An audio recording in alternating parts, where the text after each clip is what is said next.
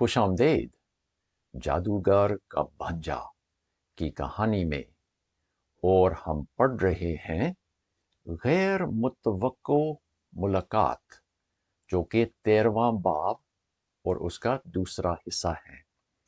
आपको याद होगा कि डिगोरी ने अभी दरख्त से फल लिया और अपने जेब में डाल दिया।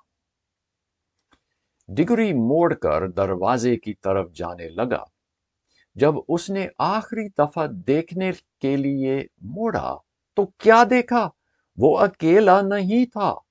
वो हां और दूर नहीं, जादूगरनी थी। वो अभी एक सेब का बाकी हिस्सा फेंक रही थी, जो उसने अभी अभी खाया था। उसका रस बहुत गहरे रंग का था और उसके मुंह पर दाग था। तिगुरी ने एकदम से अंदाजा लगाया कि वो तो दीवार फलांग कर अंदर आई होगी। उसकी समझ में आने लगा कि आखिरी फिक्रे में कोई खास बात जरूर थी कि दिल की आरजू तो मिल जाएगी, लेकिन उसके साथ मायूसी भी, क्योंकि जादूगरनी अब ताकतवर और मगरूर लगती थी और हां, कुछ फतेयाब भी। लेकिन उसका मुंह मुर्दा सा सफेद था, बल्कि नमक से ज्यादा सफेद। ये सब कुछ लम्हे भर में डिगोरी के जहन में से गुजरा। फिर वो दरवाजे की तरफ भाग पड़ा, क्योंकि जादूगरनी उसका पीछा कर रही थी। जैसे वो दरवाजे से निकला, वो उसके पीछे बंद हो गए। उससे वो जादूगरनी से कुछ आगे निकल गया, लेकिन ज्यादा नहीं। जैसे दूसरों के साथ पहुंचा, वो चिल्लाने लगा कि जल्दी पाली चढ़ो, परी पर चढ़ो। लेकिन जादूगरनी दीवार फलांग कर उसके पीछे भाग रही थी। तुम वो ही रहो, डिगोरी ने उसका सामना करके कहा, नहीं तो हम गायब हो जाएंगे, नजदीक मत आना। बेवकूफ बच्चे, जादूगरनी ने कहा, तुम मुझसे क्यों भाग रहे हो? मैं तुम्हारा नुकसान नहीं करूंगी। अगर अभी रुक कर मेरी बात नहीं सुनते तो तुम कुछ ऐसा इल्म खो बैठोगे जो उम्र भर तुम्हारे लिए खुशी का बाइस होगा।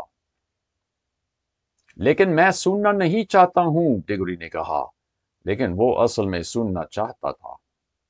मुझे मालूम है तुम किस काम के लिए आए हो, जादूगरनी ने अपनी बात जारी रखी, क्योंकि पिछली रात मैं ही तुम्हारे नजदीक सब कुछ सुन रही थी। तुमने उस बाग में से फल तोड़ लिया है, तुमने अपने जेब में रखा है और तुम खाए बगैर उस शेर को ले जाने वाले हो, ताकि वो खाए, ताकि वो उसका इस्तेमाल करे। बेवकूफ, क्या तुम्हें मालूम नहीं कि वो फल क्या है? मैं तुमको बताता हूं। वो जवानी का सेब है, यानी जिंदगी का सेब। मुझे मालूम है, क्योंकि मैंने खाया है और मुझे एहसास है कि क्या तब्दीलियां मेरे अंदर हो रही हैं, जिससे मैं ना बूढ़ी होंगी और ना मरूंगी। खाओ लड़के, उसे खाओ और तुम और मैं हमेशा तक जीते रहेंगे, और इस पूरी दुनिया की मैं रानी और तुम बादशाह होगे, या तो तुम्हारी दुनिया के, अगर वहां वापस जाना चाहें तो। नहीं, डिगोरी ने कहा, मुझे क्या शौक है कि हमेशा के लिए जीते जाऊं, जब मेरे सारे अजीज व अकार मर गए हैं। मुझे पसंद है कि आम जिंदगी गुजार कर मर जाऊं और आसमान पर जाऊं। लेकिन तुम्हारी मां का क्या होगा, जिसका तुम दावा करते हो कि प्यार करता हूं? उसका इससे क्या ताल्लुक है? डिगोरी ने कहा। नादान, इतना ख्याल नहीं कि उस सेब से वो तंदुरुस्त हो जाएगी? वो तुम्हारी जेब में है। हम यहां हैं और वो शेर बहुत दूर है। अपने जादू से अपनी दुनिया में जाओ।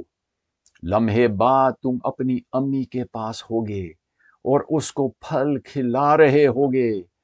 5 मिनट के अंदर अंदर उसके चेहरे पर तंदुरुस्ती नजर आएगी, उसका दर्द खत्म होगा, वो तुमको बताएगी कि मेरी जान में जान आ गई है, फिर वो सो जाएगी। ख्याल करो, मीठी कुदरती नींद उसको होगी, बगैर किसी नुस्खा के, बगैर दर्द के। अगले दिन सब लोग हैरान होंगे कि कितनी अच्छी हो गई है, सब कुछ बेहतर होगा, तुम्हारा घर दूसरों की तरह का खुशहाल घर होगा। हाय, टिकुरी ने कहा, जैसे उसको चोट लगी हो, और उसने अपना हाथ सर पर रखा। उसको मालूम था कि मेरे सामने बहुत बड़ा फैसला है। उस शेर ने तुम्हारे लिए क्या किया है कि तुम उसके गुलाम बन जाओ? जादूगरनी ने कहा। वो तुमको अपनी दुनिया में क्या कर सकता है? और तुम्हारी अम्मी क्या सोचेगी अगर मालूम हो जाए कि तुम्हारे पास उसके दर्द और तकलीफ का हल था, और वो जिससे उसकी जिंदगी बच जाए, ताकि तुम्हारे बाप का दिल ना टूट जाए और तुमने नहीं किया, बल्कि किसी जंगली और अजनबी जानवर के कहने पर तुमने उसको नहीं बचाया। मेरे ख्याल में वो कोई जंगली जानवर नहीं है, डिगोरी ने खुश्क आवाज में कहा। वो वो मुझे मालूम नहीं। फिर वो उससे भी बुरा है, जादूगरनी ने कहा। देखो जरा, उसने तुम्हारे साथ क्या किया है। उसने तुमको बेहिस बना दिया है। वो यही करता रहता है, जालिम बेरहम लड़के। तुम अपनी अम्मी जान को मरने दोगे इससे पहले? हाय, चुप हो जाओ, टिकुरी ने उसी आवाज में कहा। क्या देख नहीं सकती कि मुझे मालूम है, लेकिन मैंने वादा किया है। हाँ, लेकिन उस वक्त मालूम नहीं था कि क्या वादा कर रहे हो, और यहाँ कोई नहीं जो तुमको रोके। अम्मी जान खुद, टिकुरी ने मुश्किल से कहा, को अम्मी जान खुद को पसंद नहीं होगा। वो वादों के बारे में बहुत सख्त हैं। वादे और चोरी और उन चीजों के बारे में वो यहाँ हुई तो एकदम से मुझे वादा तोड़ने से मना करती। लेकिन उसको जानने की कोई जरूरत नहीं है, जादूगरनी ने कहा, और वो अब बहुत मीठी आवाज से बोल रही थी। तुम उसको नहीं बताओगे कि सेब कहाँ से मिला है? तुम्हारे बाप को जानने की कोई जरूरत नहीं है, बल्कि तुम्हारी दुनिया के किसी भी शख्स को मालूम करने की जरूरत नहीं है। इस लड़की को वापस लेने की कोई जरूरत भी नहीं। और ये कहकर जादूगरनी ने गलती की थी। जाहिर है कि पाली अपनी अंगूठी के साथ किसी भी वक्त वापस जा सकती थी, जिस तरह डिगोरी खुद जा सकता था।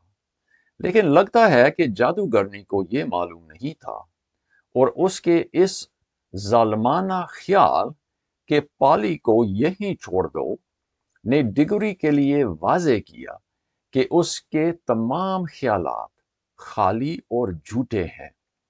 और अब भी, हालांकि उसको दर्द हो रहा था, उसका दिमाग साफ हो गया, और उसने बड़ी मजबूती और ऊंची आवाज में कहा, देखना जरा, तुम्हारा इसमें क्या हिस्सा है? तुम अब मेरी अम्मी से इतना प्यार कैसे करने लगी? तुम्हारा उससे क्या ताल्लुक है? तुम्हारा क्या खेल चल रहा है? शाबाश डिगोरी, पाली ने उसके कान में धीमी से कहा। अब जल्दी चलते हैं। इससे पहले वो कुछ कहने की जुर्रत नहीं करती थी, आपको नजर आएगा कि उसकी अम्मी मर नहीं रही थी। चढ़ो फिर, उसने कहा, और पाली को परी के पीठ पर चढ़ाया और खुद चढ़ गया। घोड़े ने अपने पर फैलाए پھر چلو نادانو، جادوگرنی نے کہا، میرا بھی خیال کرو لڑکے، جب تم بوڑھے ہو کر مر رہے ہوگے تب یاد کرنا کہ کیا کھو بیٹھے جب لازوال جوانی کو چھوڑ دیا، پھر سے موقع نہیں ملنے کا۔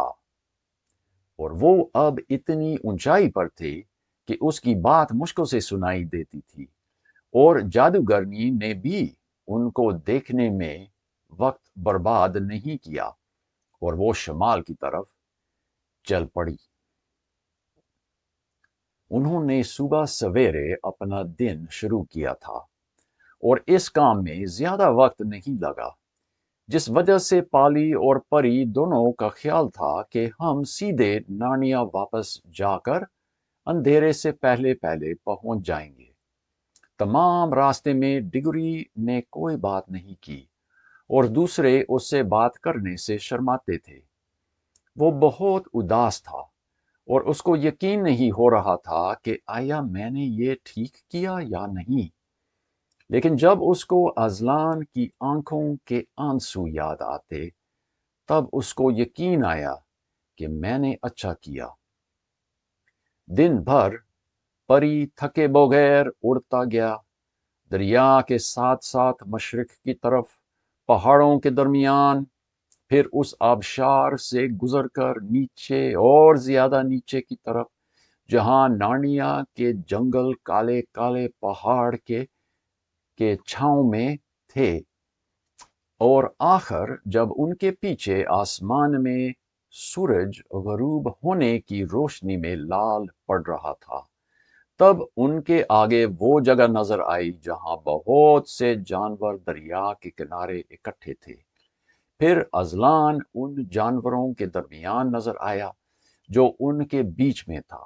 پری نیچے کی طرف اترنے لگا، اس نے اپنے پاؤں پھیلائے اور پر بند کر کے وہ دوڑتے دوڑتے زمین پر اتر گیا۔ اس کے رکنے پر بچے اتر گئے۔ ڈگری نے سب جانور اور بونے اور روحیں اور سب پیچھے ہٹتے دیکھا تاکہ اس کے لیے راستہ بنا لیں۔